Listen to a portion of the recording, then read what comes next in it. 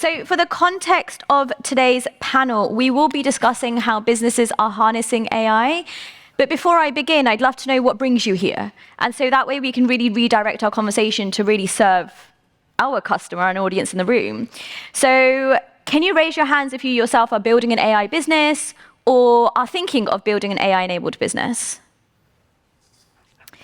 Can you raise your hand if you work for an AI-enabled company and or are working for an organization that is thinking about enabling AI as a use case? Can you put your hand up if you were told to come here by your company and then you had to show up because you realized that the breakfast was free, even though they took it a little bit earlier than they should have? I love the fact that people are honest. We saw some hands, they went down really quickly, but I see you, right? It's really important just to know who's in the room and how we can direct the conversation. The reason I say that is because AI does play a critical role, and there's no two ways around that. But actually, as someone who's building an AI-enabled tech app, and of course I am, because everybody else is right now, right? So not kind of anything new, and we'll get to that in a second. I want to know the how. I'm kind of tired of the what. We know what AI is. I want to know how to use it, how to create efficiencies, how to make my business better. And then I also want to know why I should care. And that's what we're really going to cover on the panel today. So I'm going to now enable our panelists to really introduce each other. The other thing you might have recognized recently, and this is the Economist Impact, so I think we can be very forefront with what we're sharing. Founders who are creating AI businesses are now going to work for pretty much the same business. And so that makes me question, who's really creating the change? Who's leading the disruption? Is it really diverse and inclusive as it can be? Or are we forming a monopoly because we don't have the relevant regulation or the relevant acts in place? A lot of this is what we're going to be discussing, but please, I also welcome you to get involved in the Slido, in the panel. So you're probably wondering, who is this person and why is she speaking? Absolutely. I would be too, right? We are here to add value. So my name is Sonia Barlow. I worked in the tech sector from 2015 to 2020 before starting my own consultancy. The consultancy I run supports us in being more diverse and inclusive through strategically building out policies and creating capabilities in people, because people are the future and people buy into people. We reinvest all of our profits into a mentorship program. We've had a 90% success rate over 3 years. The average person's increased their pay rise by 11 grand and even got scholarships to Oxford. So now we're building an AI-enabled tech app. If LinkedIn and Bumble had a baby, that would be me. Fundamentally, we're here to democratize access to networks, mentorship, and career conversations, especially for the next generation of talent who have been behind a screen for the last 5 years and really need to develop those soft skills. Outside of that, I'm a writer, presenter, and thought leader in this space, but also I just love to talk to people, and that's what brings me here as the moderator. You've heard my introduction, you've also heard what I want to find out from this panel, but I'm going to take a step back and really invite our panelists to introduce each other and ask them to answer this one question in their introductions. How have you actually used AI in your everyday lives? And so let me kick off on my left. So I'm Nadine Thompson. I have just changed role. I'm the president of product deployment and operations at Choreograph. Choreograph is WPP's data and tech arm, so WPP, big advertising media organization. Prior to that, I've worked across loads of different industries, so I've got quite a cross-sector experience. Thinking about how do I use AI in my everyday life? Well, I used it yesterday to create a job description. Thank you, Copilot. Just to save myself some time. It didn't do the whole job, but it definitely got me sort of 3/4 of the way there. I mean, other ways I use AI, Google Maps. I mean, brilliant. You know, it's just, I mean, AI is just integrated into so many kind of daily applications we use. I think I was first really impressed with where generative AI was going. If you look back about 2 years ago, and you could see things changing. I saw an article written by AI, and I thought, oh, gosh, you know, that article, it was about sort of finance, and I thought that article is actually believable that it's been written by a journalist. And that was me. At that point, I thought, well, generative AI is going to kind of really change kind of how we're working in our businesses and our daily lives. Well, thank you so much. Cool. Hi, I'm Stephanie Peterson. Everyone calls me Steph. I work for AXA in Germany as our Chief Customer Officer. So this is all things comms, marketing, but also our direct-to-consumer digital ecosystem, which is why then this topic is kind of in our wheelhouse. Maybe also worth noting, I now work in the industry of insurance, but until about 2 years ago, I was working more in the tech and the app space with Runtastic, Adidas, and so on, and then decided to jump into cold water and start back at ground zero. How do I use this technology in my daily life? I'm going to copy you a little bit, but it's really, we have too much to do kind of every day. And so I think it's, I'll say, being thoughtful about taking shortcuts on certain tasks just to save time. I'm a new-ish mom. And so that for me has been like a new challenge where then time is even more critical, like on different fronts. Using AI to manage children. Well, I wish. I haven't mastered that yet. And I guess even if that option came, I think that's actually what I wouldn't outsource, to be fair. But yeah, it's really, I'll call it cutting corners, but I don't mean it in a bad way, but it's like just getting to that 80% done status on certain things where like, why does it need to be me? Yeah, so creating efficiency. Totally. Really is what I'm hearing you say. And I mean, it's like the beautiful thing what some people say, it's like letting the tech work for me so that it is the human me when it actually matters, right? And I think like you can apply that in your daily life. I mean, thank you so much for sharing. Hi, my name is Pinar Oskan. I'm a professor of entrepreneurship and innovation at Oxford University.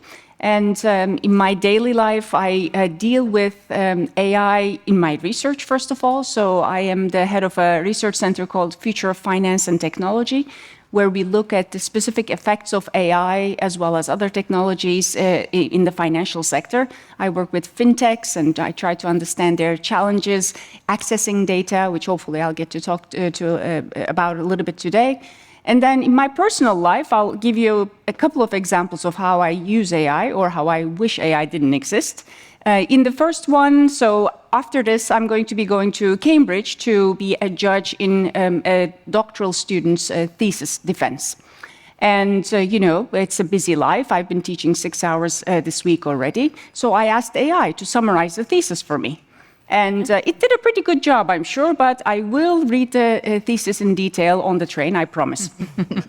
The second way is that the way in which I wish AI didn't exist is I got a call from one of our admin people at Oxford telling us we either have to make the exam such that it's okay for Gen AI to be used. And then we asked, okay, so then what is the student's contribution to this whole thing, and or we make it closed book in-person exam, and then the answer was we don't have enough rooms for that anymore in universities. Interesting. So what do we do? Big question mark. Thank you. Thank you so much.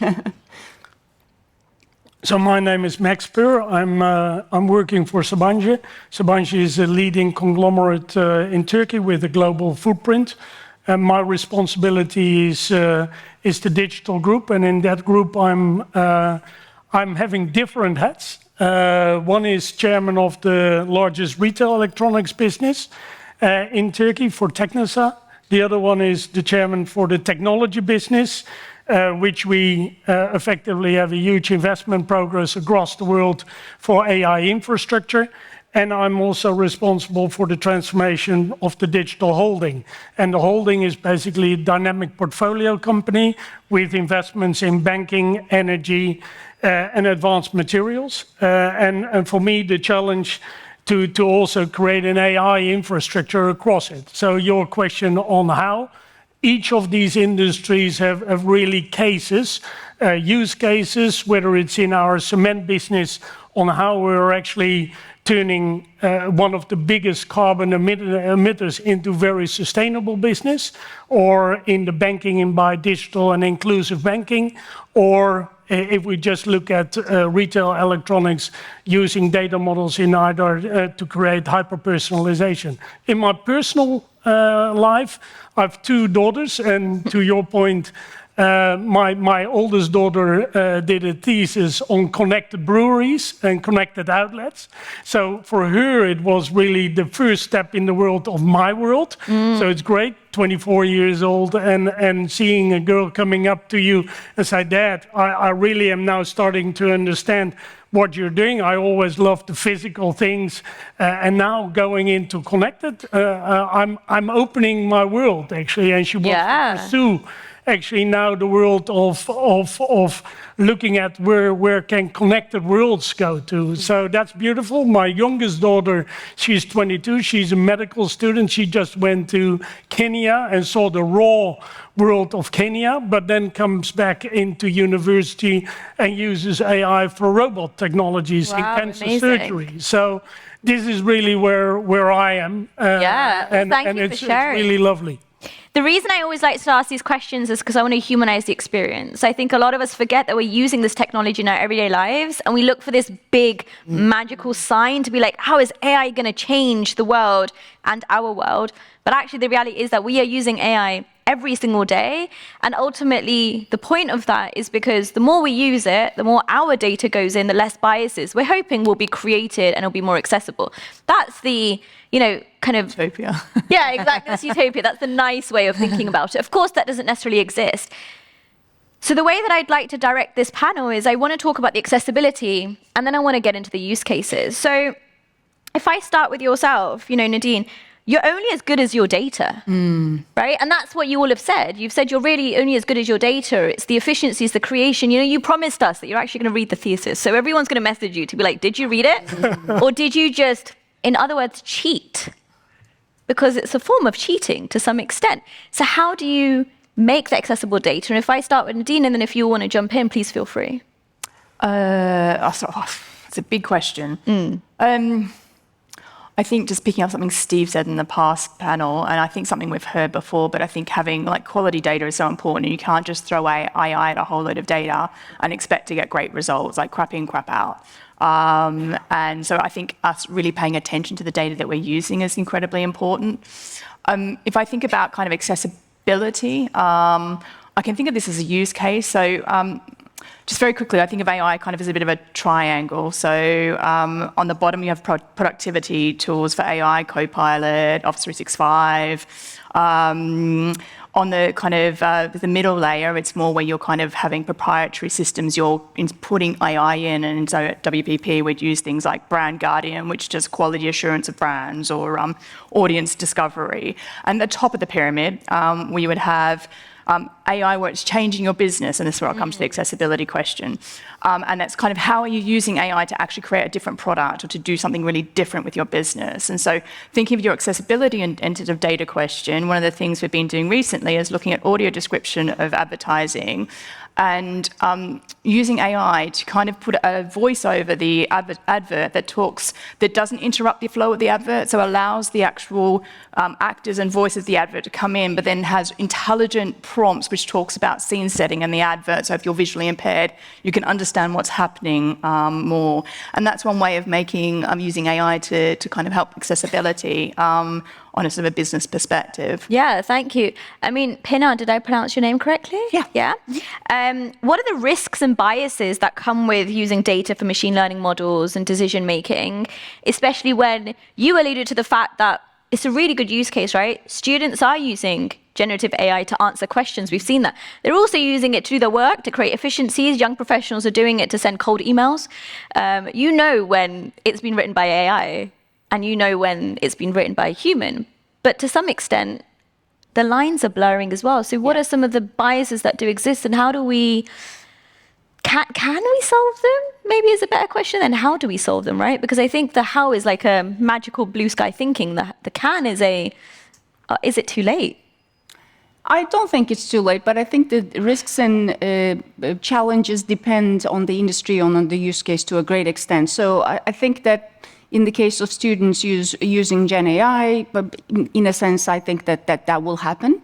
I think that we should start courses on how to use Gen AI rather than trapping them in a room and telling them not to use Gen AI. But so I'll give you an example from another industry, the finance industry, where I deal with a lot of fintechs, and a lot of them are data-oriented. They want to do something cool with AI, and there's a big need for that, and also in insurance, where there's a lot of data that is trapped in large organizations, but many of these organizations are not necessarily doing the best that they can in order to analyze that data and bring it back to the customers in the form of hyper-personalization, for example. But the problem there is that, so imagine that you're a lending fintech and you are working with existing lending data. You'll see that women and ethnic minorities haven't gotten many loans. They've been rejected. So the AI model will naturally think, well, they're not loan worthy, right? So in some industries and in healthcare similarly, are you not insurance worthy? It's because, you didn't fit the previous buckets that existed in that industry, and therefore the system didn't know where to put you, and now you're going to be out of the system forever. So these are biases that are really dangerous for us to have. But I also think that I'm seeing many more companies trying to look at how we can debias data, understand its biases, because you can actually use AI to understand biases if you tell it which biases to look for. But of course, there's always the chance that you'll miss some. Of course, thank you. Please. Can I say something maybe just to add on? Because I agree with everything you said, not that that matters, but everything makes total sense. I think when we talk about like risks and opportunities, but also biases, I want to throw something out here in the room because we talk about it a lot in my teams at the moment. I'm someone who in my career, I need to be like on the front end of innovation. As a personal consumer, I'm a laggard because I'm really lazy. And so I feel like I have a lot of value in certain rooms because I kind of like am on both ends of the adoption scale.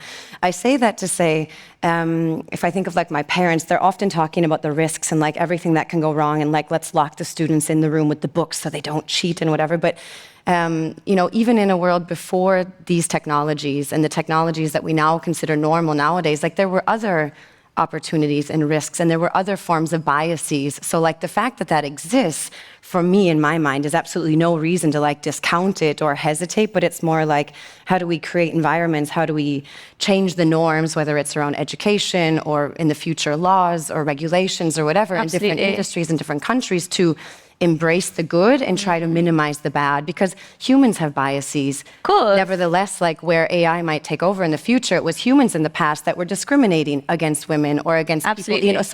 So it's not that these things didn't exist. It's just like being the mechanism is different. Yes. It's more tech rather than the human. Or even when we talk about there can be errors that might get off track and you have to correct a system. Humans make errors all the time. And I think we need to just be careful not to like romanticize the past as a way to like villainize the future. Oh, I think that's a great way of putting perfect it. Before. Absolutely. That's why we want innovation, right? Yeah. So it's like finding that balance. And what I'm really hearing you say is, we as people need to be very conscious of our own habits, our own like consumption, what we're putting into the world. I really do invite you to get involved in the Slido. We've have a couple of questions coming in, so really grateful. I'm going to ask the panelists a couple of questions each just to make sure they get that kind of fair time on the stage, and then we're going to bring you in as well. Max, we've spoken a lot about... I would love to add to what Pina said. That's good, because that was your question anyway, coming through, so go for it. Because one of the key challenges that we have been working for so long already is about unlocking trapped data. I think that's a fantastic point, because what we all want and what we all need to actually AI to be fully useful is free flow of data in an enterprise.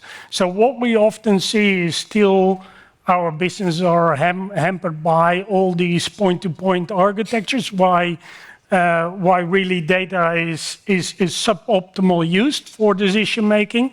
And I think that what I on real life see is that we still come up, and AI actually has probably brought that again under the footlight, is that we are coming up with large data warehouse projects. And I think that's a danger. Yeah, because the only thing people want, consumers or business users, would love to have decision making in real time or near real time. Understood. And so we have to free up that data in order to be really useful. So for me, every day I'm talking about how are we going to make data available. So either investment decisions on enterprise architectures or investments on AI infrastructure, really at the layer of really unlocking AI or data such that it can be used as a virtual token, and then subsequently also put it to use for actually creating really a connected environment, and not a suboptimal environment. And thank you for sharing. I mean, your question was literally, what is the best practice to ensure data quality? And I feel like you answered that and read my mind. We've got some great questions coming through, and I would love to ask you all really briefly. Great question. How do you see the role and value of ethics when it comes to influence and power of AI? Right? And it's such a tough question because on one hand, with all due respect, you work for businesses that are creating the influence. On the other hand, you are the consumers who are being influenced. So you have that juxtaposition where you're kind of working for kind of the baddies in this instance, but you're using the products that they are building as consumers. So I'm kind of just going to kick off the way that we did our introductions. You just get your brief thoughts on it. We have about 9 minutes left, just for those who are here. Please get your questions through and anything that we haven't covered. I want to make sure that we hear from you as well. Well, who decides what is right? I think that is a really interesting question. The MIT did a study a number of years ago. They created something called the moral machine, and they gave everyone the kind of classic trolley problem, but kind of elaborated on it. So you had to decide if this driverless vehicle was going to keep going and hit a barrier and kill the occupants, or keep going and hit people on the crossing and therefore kill a doctor and a child. And people made all sorts of decisions. But what struck me about this particular study that they did is that there wasn't a universal consensus, and there was difference across cultures, across countries, across age groups as to kind of what they thought was the right thing to do in that scenario. And if we can't agree as a kind of a general human population on what is right and what is wrong in certain scenarios, and we have a spectrum, nothing is black and white when it comes to ethics, it makes that very hard to encode that in AI. So I think that's one area that we really need to think about as a kind of a population. I think just to jump onto that, sorry, I'm going to add another twist to this, and because you're already touching on regulation and the people that are creating these for the AI Act. kind of, exactly. So feel free to jump into that as well, because when we think about ethics and power of influence, it's not just what we're doing and consuming, but it's also who are the people that are making those rules and where is that coming from? Because regulation is a really big conversation currently happening. Oh, yeah. Regulation is the bane of my existence in my new job, but for good reason. I think, like you said, it's a spectrum, and there's kind of no such thing as right or wrong. Maybe some use cases are like hardcore wrong, but with those exceptions, it's a lot of shades of gray. I think I can speak. You said we wanted to talk about how and what are we doing in our company. Because at AXA, like at a lot of places, the topic is new. And so we don't even know for ourselves, like we don't yet have a CI, if you will, right? Like for what is our right and wrong. It's ever evolving. And so I would say recognizing that our shade of gray in the future might change also as the technology changes and consumer expectations and whatever change. For today, we're erring on the side of caution because we don't want to screw up in ways that like creates a lot of collateral damage and what have you, because it would be not good for so many reasons. But the beauty is I think that with today's technology, we're finding a lot of use cases where it is genuinely like win-win-win situations for the consumer, for our employees, our team members, and our company.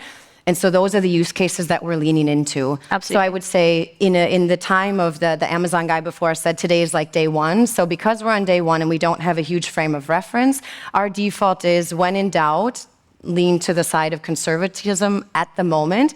But then let's lean into those use cases where we say there is really no ethical dilemma here. Let's do it. Yeah. Like this is the sandbox that we want to, be doing like snow angels in, and we'll figure out more of those edge cases time by time as we go along. And Pinar and Max, same question for you, but we're going to add the additional question that's come in is, and if you know of any unexpected use cases that kind of brighten your day, let us know as well.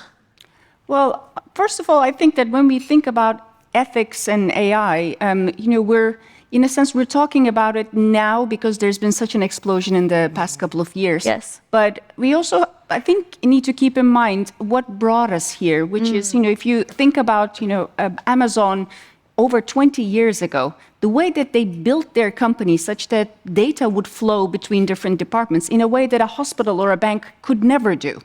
These companies really have brought us to a future where AI is really at the core of many businesses that are, that we're using every day, and that's great, right? But at the same time, we're now coming to a situation where we're realizing just how much data is being collected about us and how that data is being used in a way that we don't understand, right? And so I'll give you an example. You're probably all familiar with the Robinhood case, where the way that the investment app was giving rewards in the form of digital confetti and other things, Yes. and the app led people to overinvest, and somebody took their own life because of this. So that's an extreme case, and the EU AI Act is now saying, okay, there's unacceptable risk, which is if you're doing mass surveillance, we don't do that, and then if you're monitoring and actually nudging and manipulating behavior in dangerous ways. So if you're Now- gamifying it, basically. Yeah, I mean, They gamifying it, right? Gamifying is that might be okay. Gamifying could be great in teaching kids great skills, etc. But some of the functions that you put into that game could be really dangerous. But then, I mean, as Steph also said, that's a really gray scale, because is that the way that Robinhood did it? How different is that compared to me putting something into my Amazon basket and then confetti coming out of that? Is that manipulating my behavior? I don't know. I honestly don't know the answer.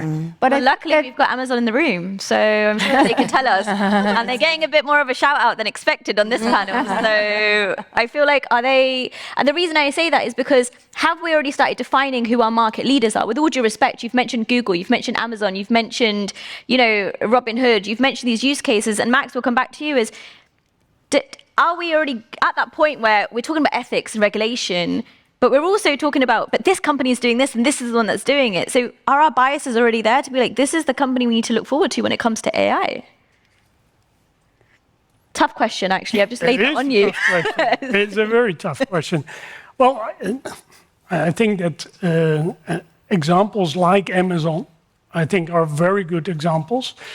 For us in the retail electronics business, definitely these are the companies that you look forward and aspire to actually replicate and understand. The companies that I, in the business to business, more in the industrial side, really look forward to and see and aspire to is companies like Siemens, where they are moving their technology to the digital twin world and combine AI with metaverse.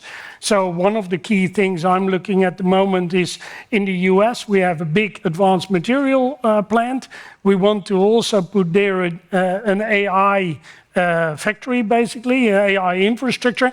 How can we actually combine these two things, actually the factory and the and the data center, and create a digital twin environment to actually change the competition completely?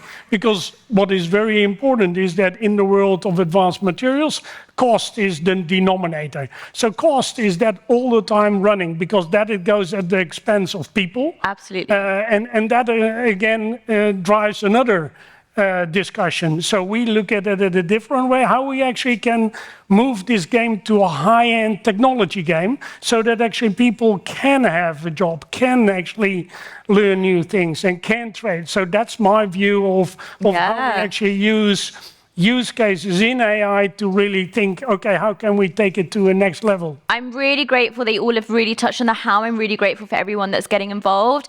A couple of things that I picked up from the discussion, the how is very important. We need to look at the past, to look at what's been done, but not villainize it and look into the future. But ultimately, unfortunately, the power's in our hands. It's not only how we consume it, but how we really interact with the models that exist today, how we call out false pretenses, how we focus on what's right and what's relevant in our organization, we build it out.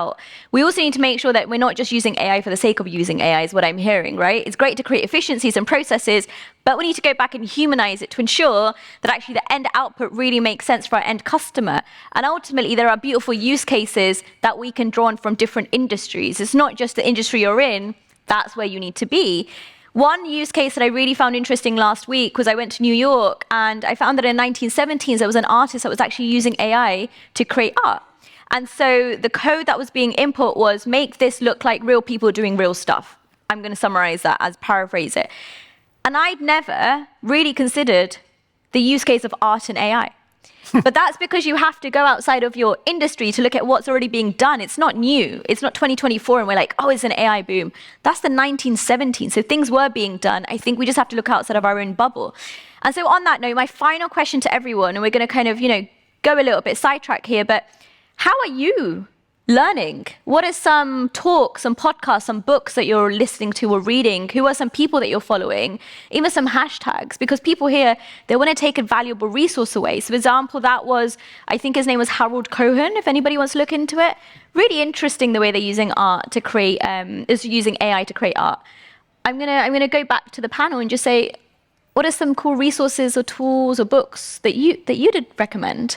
I subscribe to a lot of sort of newsletters. I find that really useful. So MIT have one, Wired. I think there's all the big tech publications. I think what I might pull out there is two things I've seen which are quite interesting, which people might be interested in kind of going and having a bit more of a look at. And I think they're to do with kind of minimizing AI hallucination and actually getting better results out of AI. So Sharon Lee, who is the MIT Innovator of the Year, she's doing some really good work on out-of-distribution modeling and making sure that when AIs make decisions, understand when they don't have all the information to make the right decision and don't take action. I think that's a very fascinating thing to look at. And very quickly, one more is a couple of AI companies using AI to monitor other AI and look at data provenance and fact checking. And I think that will then enable us to be able to trust more the output of AI. And so I'm finding that kind of stuff really interesting. I don't have much to add. So that's cool. Yeah, I think to keep it really brief, in addition to all of the, I'll call it mass media stuff that I think we all try to keep on top of, I know the angle that I try to take is paying attention a lot to what's happening in Brussels. That in our industry, at least, highly regulated, certain decisions where even honestly the regulation in Germany contradicts with what maybe is being demanded in the EU and whatever. And it's really trying to anticipate what regulatory changes might come, which frankly, if they were to come in a moment without AI, as an industry and as a company, we don't necessarily know how we would get our ducks in a row fast enough to be compliant. And that's where AI will potentially be our key to success, to actually standardize and kind of up-level, how we lean into certain data to standardize open insurance, FIDA, whatever. And so that's something that I'll say you can link into. we are looking into. I'm not trying to rush you. We're it's all over good. time by 2 minutes. I talk for a living, so we're there. But I'm going to let Pinar and Max really kind of cover the endpoints. So a couple of things. I think that talking to entrepreneurs, and there are a lot of them out there, is a great way to understand what's new and what's being done. But at a fundamental level, one of the books that changed my life in my understanding and passion for AI was a book called Prediction Machines by Ajay Agrawal and colleagues. So what I'm thinking about a lot these days is how AI is changing some of the information asymmetries that exist in industry. So for example, if I don't know whether you're going to be paying back your loan or whether you're healthy or not, how does AI change that by putting more information around it and giving more faster decisions? So how is AI making products faster, cheaper, and better, meaning more personalized to my needs? That's something that I'm thinking about these days, and that book, Prediction Machines, started it. So much. And Max? Yes, for me, the last book, and I think it's a very fundamental book for what I believe is Winning Together. And it's all about building capabilities and building capabilities in an ecosystem. You doing something that is really good and then also allowing others to tap into that so that you actually create a much more open environment and open ecosystem. So for me, that's the Winning Together book. I've been taking notes. I know there's so much to share. We are definitely over time. Please, can we give a big round of applause to our panelists? Thank you. And I encourage you to stay connected.